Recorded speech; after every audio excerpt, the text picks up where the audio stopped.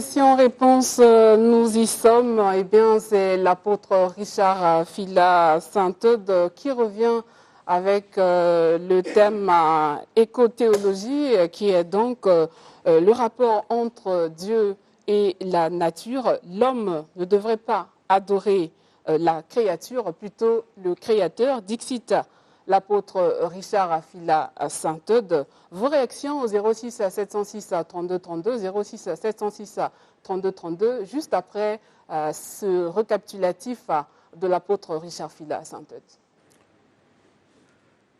Bonjour et bon dimanche à tous. Nous revenons justement comme annoncé sur le thème l'éco-théologie expliquée. Nous avons commencé à le dire que c'est Dieu qui est le seul créateur du ciel et de la terre. Il a des raisons pour lesquelles il a créé cette merveilleuse nature, le ciel, la terre, tout le cosmos, les astres, les eaux, la forêt, les animaux. Nous avons appelé ça toute la biodiversité, donc la nature dans sa diversité. Et c'est à cause du culte qui est passé du créateur à la créature que nous sommes dans l'obligation d'instruire le peuple de Dieu et d'éclairer ceux qui sont dans l'obscurantisme spirituel, malheureusement aussi intellectuel. Mais Dieu, dans ses compassions, comme il a dit dans Actes 17, 30, il ne tient pas compte des temps d'ignorance, ignorance dans laquelle se trouvaient et se trouvent encore plusieurs personnes. Mais il appelle tous les hommes en tout lieu à se repentir des idolâtries, de l'occultisme, du chamanisme, du spiritisme qui déshonore le Créateur auquel on doit adoration, auquel seul on doit le culte.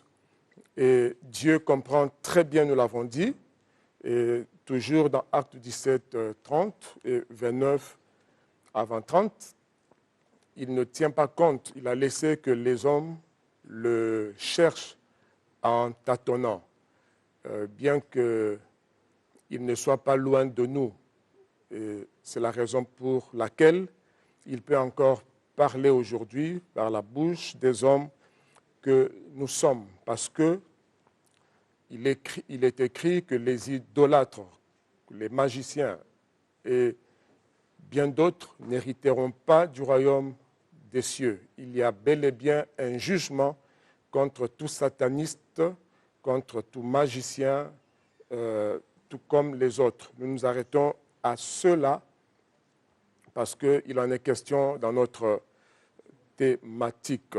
Alors, nous restons à votre disposition pour répondre à vos questions utiles et le temps pour nous de rappeler que dernièrement, nous étions dans Acte 17. Il y a très peu de temps pour expliquer la teneur de cet épisode qui illustre très bien ce que nous vivons aujourd'hui. Il y a bien d'autres passages dans la Bible où nous avons vu l'évangile de Christ rencontrer la culture des hommes.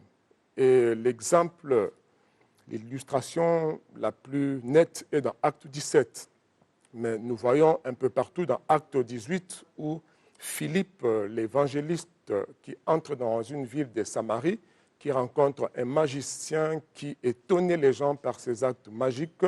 Mais quand Philippe est entré dans cette ville annonçant la bonne nouvelle du royaume de Dieu et du nom de Jésus-Christ, les miracles se sont opérés comme cela se fait aujourd'hui aussi, chaque fois que Jésus-Christ est réellement annoncé. Et les gens de la ville ont vu des miracles comme jamais auparavant, ils se sont convertis et ce magicien lui-même qui étonnait les gens, était étonné, il s'est rapproché de Philippe pour demander cette onction, cette puissance.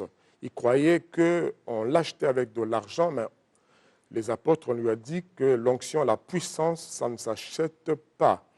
Et lui-même, il s'est fait aussi baptiser et la joie de Dieu avait rempli cette ville de Samarie. Et avant que l'évangile de Christ, le nom de Jésus, soit prêché, dans cette ville, les gens attribuaient, comme aujourd'hui, ils attribuaient à ce magicien et son ministère le nom de Dieu. On l'appelait la grande puissance, la puissance même de Dieu. Donc son ministère portait même le nom de Dieu, parce que les gens ne connaissaient pas Dieu, ils croyaient que tout ce qui est surnaturel, tout ce qui est mystérieux vient de Dieu. C'est la même chose aujourd'hui.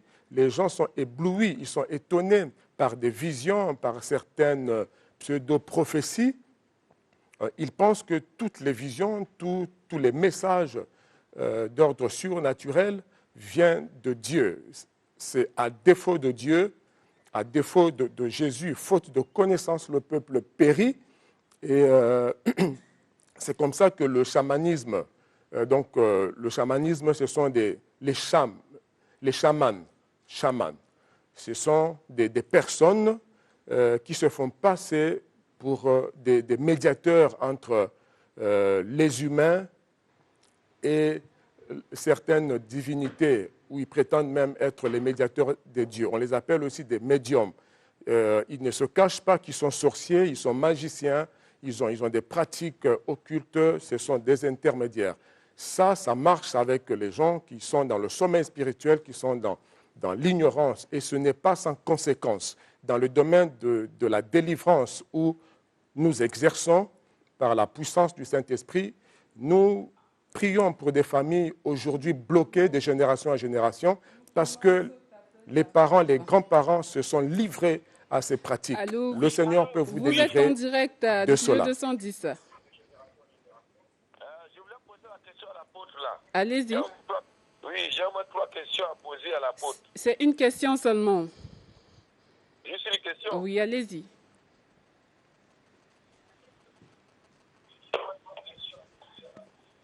Allez-y, posez votre question. Bon, j'aimerais poser la question à l'apôtre. Je vais dire ceci.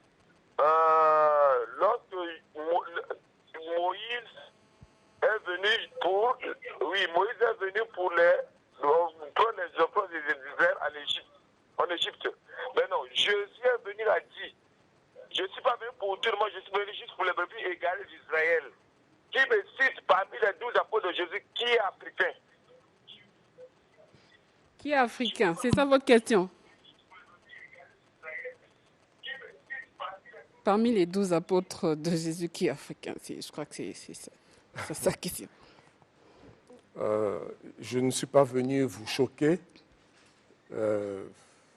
mais plus d'une fois, je vous ai renvoyé à des chercheurs plus aguerris, à des blancs. Je vous ai déjà cité Hans Schumer. Je vous ai dernièrement cité Arthur Schopenhauer. Allez chercher, vous allez trouver que ces hommes allemands, reconnus pour être racistes, reconnaissent que les personnages bibliques que nous avons dans nos Bibles étaient noirs. Même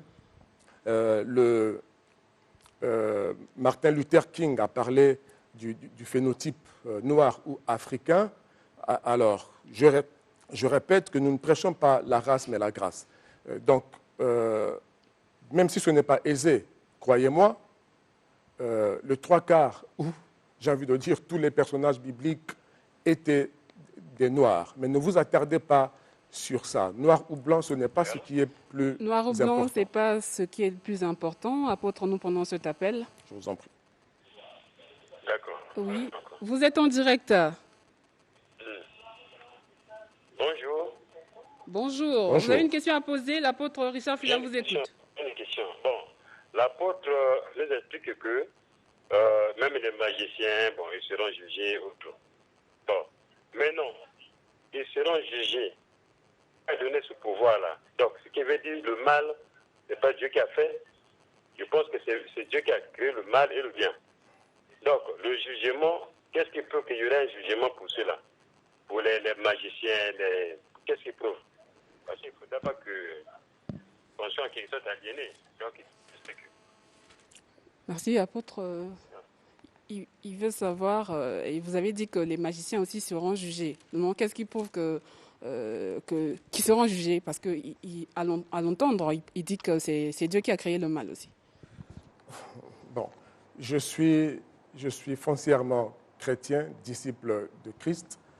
Je me contente de ce que je crois être la parole de Dieu, les Saintes Écritures qui font encore leur preuve en termes de véracité.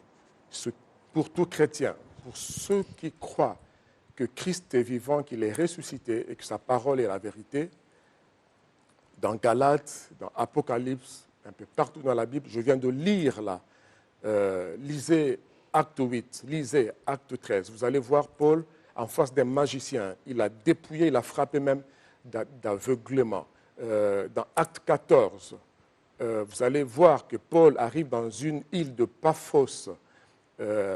Il opère un miracle au nom de Jésus et les gens tombent à leurs pieds. Ils ont voulu attribuer sa puissance, ce miracle, au dieu Jupiter et Mercure. Paul a dit, levez-vous, nous sommes des hommes comme vous. Pourquoi? Parce que Dieu, depuis Moïse, il a confondu la puissance des magiciens africains, donc d'Égypte. C'est pour dire que Dieu est contre la magie est foncièrement satanique. Ceux qui font la magie servent leur maître Satan et séduisent l'humanité. Et Jésus-Christ est venu, selon 1 Jean 3, 8, détruire toutes les œuvres du diable. Ceux qui vont s'y attacher seront sévèrement jugés. Ceux qui m'écoutent n'ont qu'à se repentir. Nous pouvons prier pour vous, rencontrer des hommes de Dieu. Dans la Bible, Acte 19, verset 19, on brûlait les livres de magie après avoir écouté l'évangile. Vous êtes en direct de l'émission. Oui. Je voudrais aider le pasteur à répondre à la dernière question que vous venez de lui poser. L'apôtre Richard Fila, lui, il est là pour répondre aux questions et non pas pour l'aider à ce que je sache. Ok, merci beaucoup.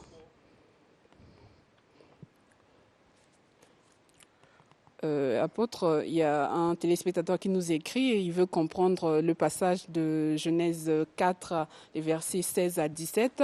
En attendant que vous fouillez, nous prenons... il est parti. Donc, apôtre, vous avez la parole. Bon, nous prenons d'abord cet appel. On va le faire grâce. Oui, allez-y, apôtre. Caïn s'éloignant de la face de Dieu, l'Éternel habita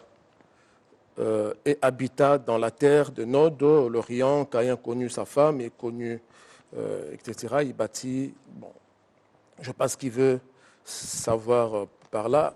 Je ne sais pas s'il veut encore connaître d'où vient la femme de Caïn. Ce n'est pas notre thème, j'ai déjà répondu à ça. Vous êtes en direct du studio 210. Oui, je voulais juste poser la question à l'apôtre aussi. Allez-y. Oui. Bon, l'apôtre vous avait dit le dimanche passé que non, Jésus a vaincu le péché, il est mort à la croix à cause de nos péchés. Donc il est parti avec nos péchés. Donc il a vaincu le Satan. Alors votre question? Non. Là où il est là où nous, aujourd'hui, on chasse encore, au nom de Jésus, Satan, démon, sort. C'est le même démon qui était resté ou un autre démon que Jésus a oublié, il avait oublié. Merci d'avoir appelé. C'est une très bonne question, par ailleurs.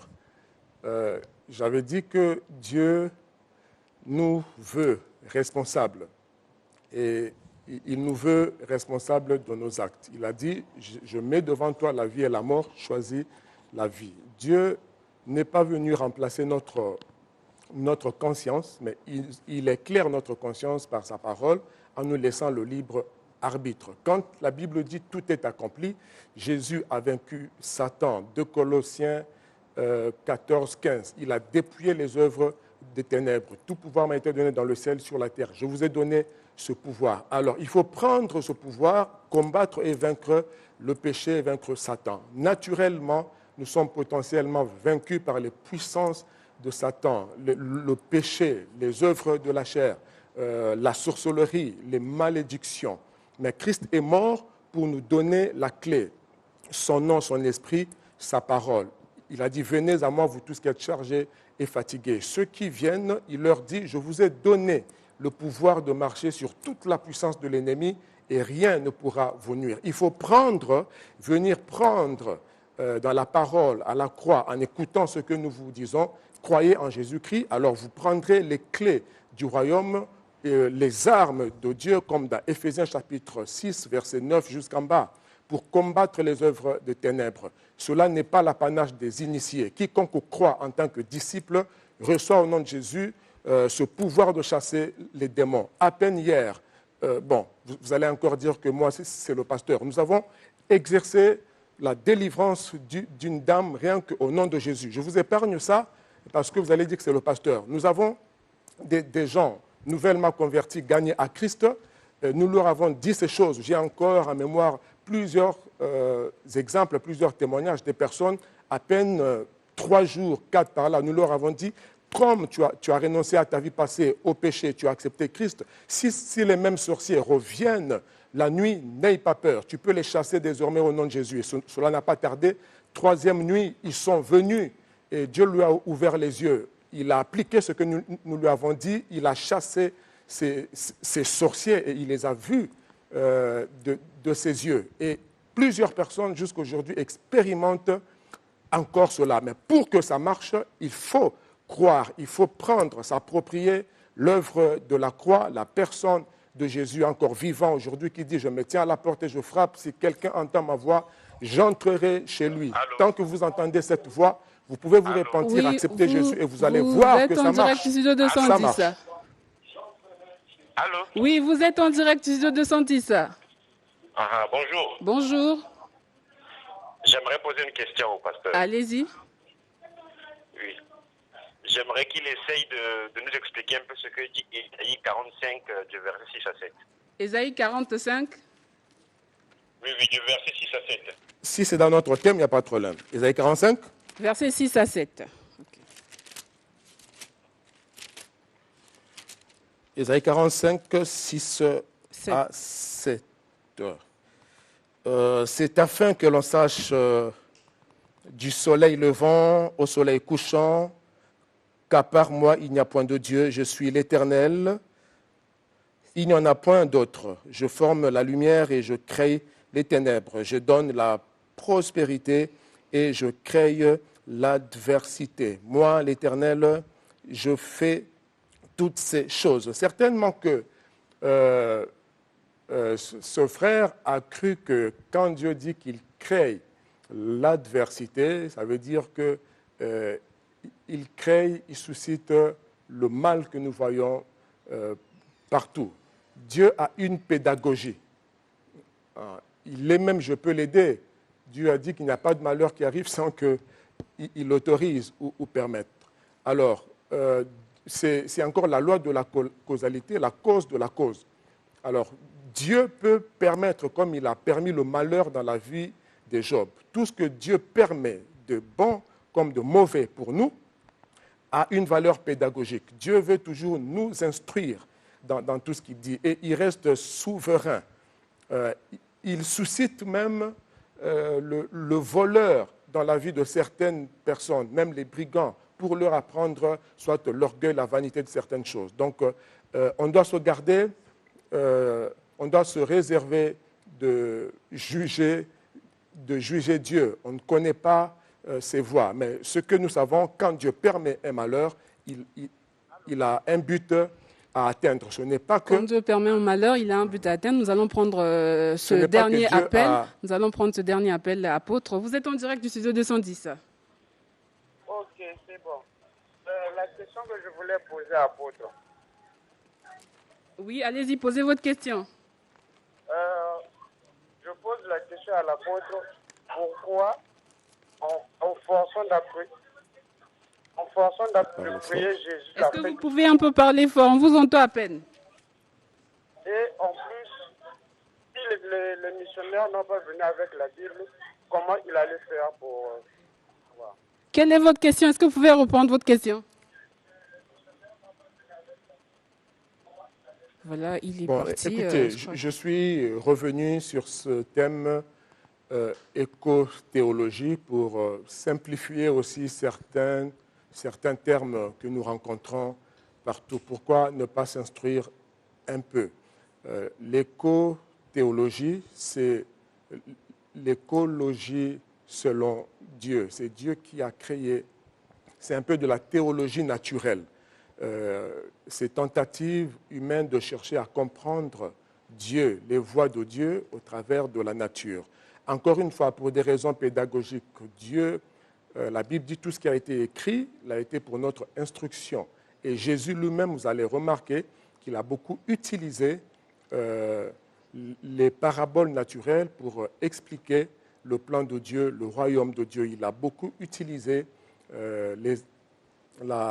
l'agriculture, par exemple, la pêche, l'eau, le ciel, pour communiquer le discernement des esprits, l'intelligence des temps. Donc Dieu a créé la nature pour plusieurs raisons. En même temps, pour le bien-être de l'homme, en même temps pour enseigner l'homme et aussi pour se révéler à l'homme. Mais malheureusement, on a déjà expliqué, à cause de l'égarement, de l'éloignement avec Dieu, l'homme s'est mis à adorer la créature au lieu du Créateur. C'est ce que Dieu condamne encore aujourd'hui. Je prends l'exemple de l'astronomie. L'astronomie, c'est simplement l'étude des astres. Et l'homme, tellement ébloui, étonné devant ces merveilles stellaires et tout, le soleil, la lune, tout ça, voilà, devant le cosmos, est passé de l'astronomie à l'astrologie. Nous avons déjà cité Deutéronome chapitre 18, à partir du verset 9 jusqu'à 14, vous pouvez descendre Deutéronome 18, 9 jusqu'en bas. Quand vous entrerez dans ce pays de Canaan, n'imitez pas les pratiques de ces nations-là, parce que Dieu, je les chasserai devant vous, parce que ces nations, ces ethnos-là, pratiquent l'astrologie, pratiquent la magie, consultent les morts. À toi, je te l'interdis. Ils consultent ceux qui évoquent les morts, ceux qui disent la bonne aventure, les augures, ceux qui prédisent l'avenir au travers des signes dans le ciel, etc. Toutes ces choses, moi, l'Éternel, je ne vous le permets pas. Donc, l'astrologie, par exemple, n'est pas l'astronomie. Dieu nous ouvre l'intelligence pour étudier le fonctionnement des astres. C'est pour le contempler, adorer le Créateur des astres et non pas consulter les astres quand l'homme est porté déjà par cette idolâtrie, cette tendance, les démons, les anges déchus, chassés de la présence de Dieu avec Satan, profitent de la naïveté, de la soif de Dieu dans les hommes perdus pour s'improviser comme objet d'adoration, comme sauveur, etc. Mais Dieu ne tient pas compte des temps d'ignorance dont je termine par le même verset avec lequel j'ai commencé. Dieu ne tient pas compte des temps d'ignorance. Si vous voyez les malédictions sur les nations, sur les villages, dans les quartiers, dans des familles, c'est à cause de ces pratiques, la sorcellerie, la magie, le fétichisme et ce mélange entre la parole de Dieu et toutes ces pratiques. Comme j'ai cité Acte 8, un magicien qu'on appelait puissance de Dieu alors qu'il exerçait la puissance de Satan. Il y a des faux prophètes, lisez Acte, cet homme qu'on appelait Bar Jésus. La Bible, dans Acte 13, verset 6, Acte 13, verset 6, il y a un faux Jésus.